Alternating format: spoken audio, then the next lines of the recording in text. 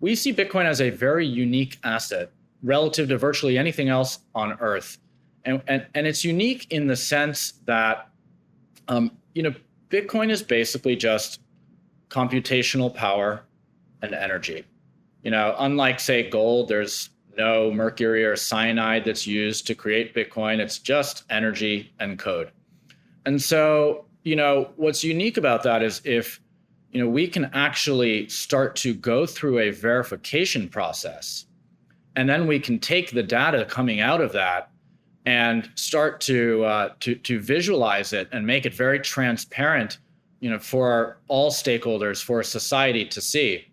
We have this unique ability to help Bitcoin become what I believe will be our planet's most powerful climate positive asset.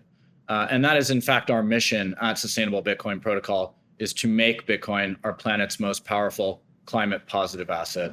So that's quite an assertion. I know there are lots of folks who are critical of Bitcoin who are bristling at that. Give us a little bit of a context on how you believe Bitcoin can be net positive for climate.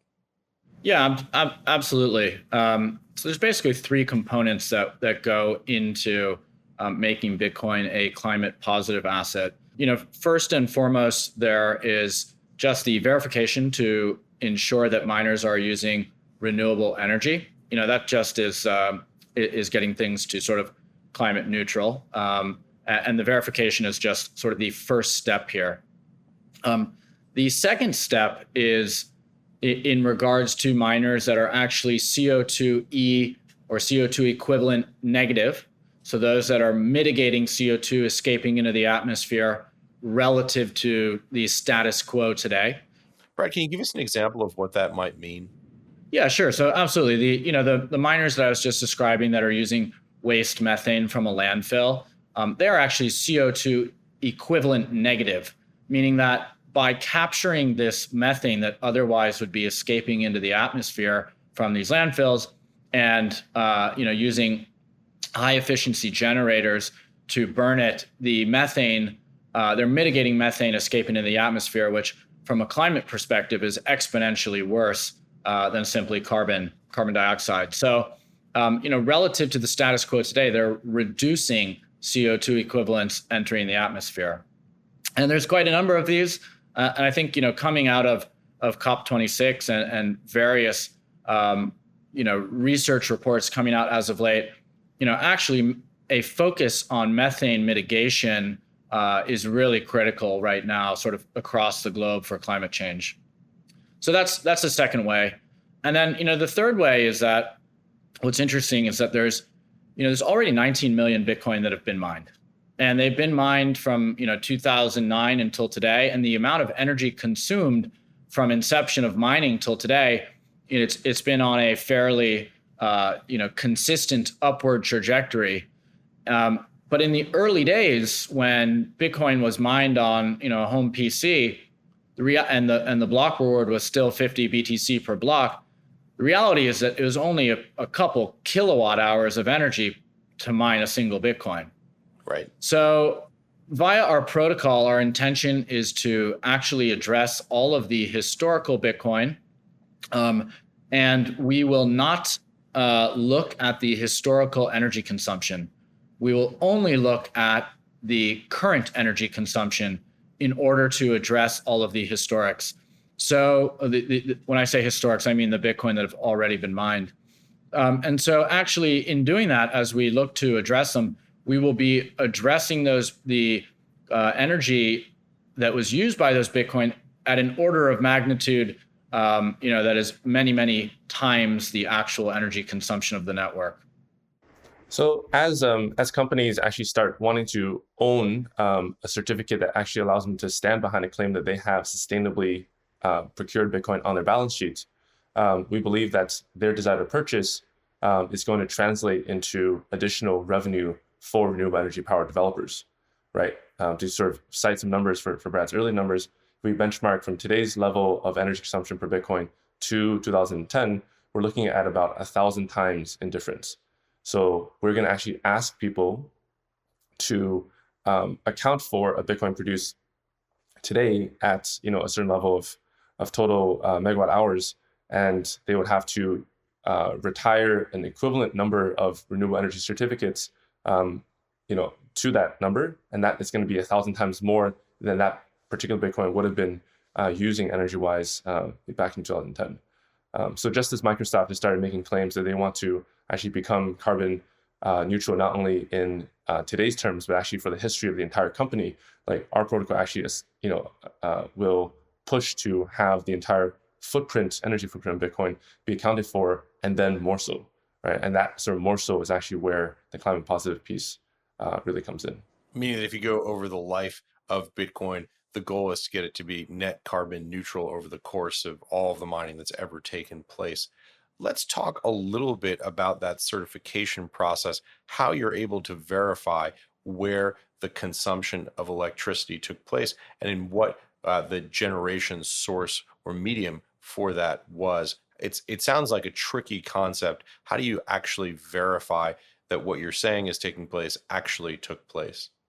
So to answer your question, Ash, how we actually go through the verification component. Well, first and foremost, our focus is on miners that are using grid energy, and we will start to work with other miners and mining types, that are using sort of less traditional energy sources, if you will. But to focus on the challenge now, and recognizing that the majority of miners around the world are simply procuring energy from the grid, we will start with working with miners that are using grid energy. So grid energy is energy that comes basically from plugging into the wall. Correct. Yeah, precisely. And so, today we have a handful of miners that have partnered with us during this pilot phase of the protocol. And, in particular, we have a very strong partnership with CleanSpark, the NASDAQ listed miner, and they've been extremely helpful for us and really a great partners. But, so we will go through this pilot verification now. And so here on slide 4, I'll walk you guys through the process of how the protocol works.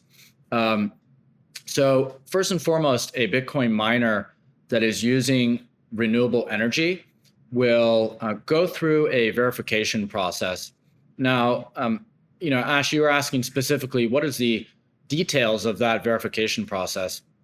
We've actually taken the verification and we thought about it from basically 3 different viewpoints, and ultimately arrived at having 3 different components of verification to go in the pilot here.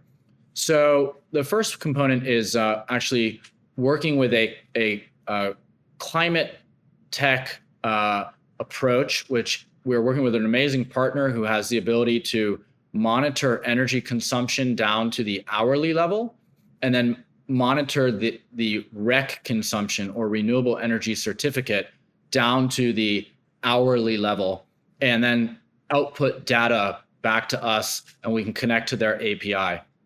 It's actually the same technology that a lot of large organizations are currently using, the likes of JP Morgan for virtually all of their properties and businesses around North America. In what sense, Brad, are they currently using it? Yeah, this is just to monitor their own operations, their energy consumption, and ensure that they're able to hit their own renewable energy targets and their own climate targets. And so this software technology, it's able to do really granular level of monitoring. So it's a software standard that's been applied in other domains prior to its implementation or its proposed implementation for Bitcoin. Yeah, exactly. And, actually in many ways, and I appreciate you asking that question, Ash, because in many ways we're really not reinventing the wheel so much here as we're more extending the existing infrastructure to also fit within Bitcoin. So this concept of a REC, renewable energy certificate, or a broader terminology, an EAC or energy attribute certificate, these are instruments that are used by companies the world over. It's virtually every Fortune 500 company that has any desire to be RE 100 or renewable energy 100. They are using these to procure renewable energy, these tools. So we're really not reinventing the wheel. We're just sort of extending the existing system. Hey visionaries, thank you for tuning in. For more free crypto content like this, head over to realvision.com/crypto. You'll get early access to the most brilliant minds in the space to cut through the noise, get in-depth analysis, and get you ahead of the curve with unbiased insights.